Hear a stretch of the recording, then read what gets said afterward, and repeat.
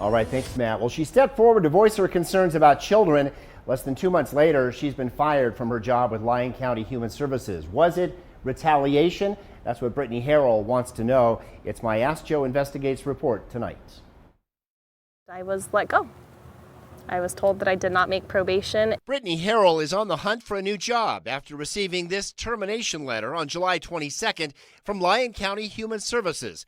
Harrell says she was simply told she's no longer a good fit, but she feels her firing was retaliation after she spoke out in a News 4 story less than 2 months before her firing about the filthy conditions and lack of running water at this home in Silver Springs. I think that if a kid's crying for help, we need to listen. Harrell told us at the time she was fed up that no one was stepping in to help the kids who live here. What do you think of that? Somebody needs to get off their butt and do their job. They were told no. Our story prompted an investigation, and the parents are now facing criminal charges. But it also raised questions about whether county and state agencies are doing enough in cases like this. Did you get retaliated against, do you feel like? I feel like this is retaliation for ruffling some feathers. When you say things that people don't like, they want to shut you up. Lyon County points out that Harrell was an at-will employee and still on probationary status after starting her job in May. Because of that, the county says it had the right to end her employment at any time, with or without cause. But federal law states an at-will employee who is fired for speaking out may still qualify for whistleblower protection, especially if there was any retaliation involved.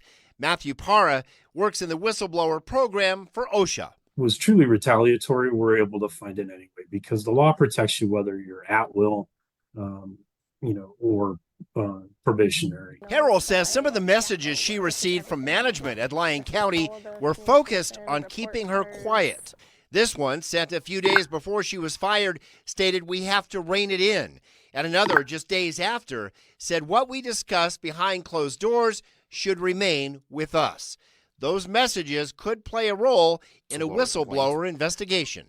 Well, we'll look for whatever documentary evidence we can gather. Harrell says employees should be free to voice their concerns, especially when the issue involves children's safety.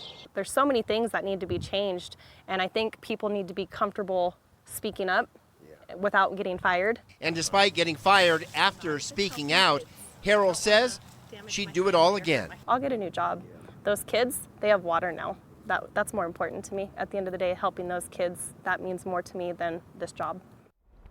Again, the parents in that case now facing criminal charges. Some whistleblower investigations do result in financial awards.